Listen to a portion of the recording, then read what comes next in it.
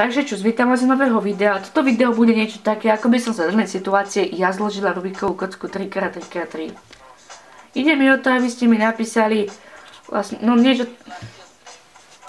Takže čo, vítam vás z nového videa. Toto video bude niečo také, ako by som sa v danej situácii zložila ja Rubikovú kocku 3x3x3. Ide mi o to, aby ste mi napísali, čo robí dobre, čo sa zle, no väčšinou zle. Tak skladám LBL-kom. Viem mať preto, no také no, pol na pol by sa dalo povedať. No a preto sa ospravedlňujem za na hovnú náladu. Nejdem to tu pekne hovoriť, čo sa stalo, prečo sa to stalo. Keby náhodou učiteľky pozerali video, zase by som mala zle, už si môžete domyslieť, ale poviem vám, že je to somarina. Stačí. Ak vás to zaujíma, tak mi napíšte na Facebook. Napíšem vám, čo sa deje. No i mi už aj písali, tak. A pýtajte sa na čo teda točíš video. No, tak to vám poviem, preto sa trocha odreagujem a nemyslím na tú somarinku. Dobre.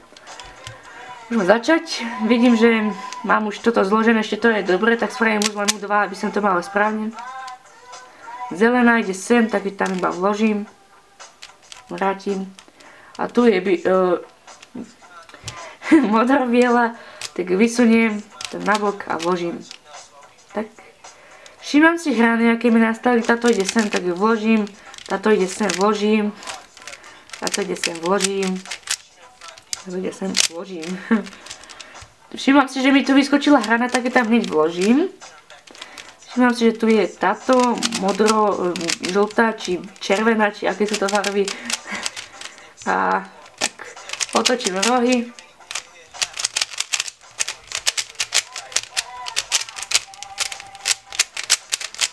Otočím hrany a dokončím.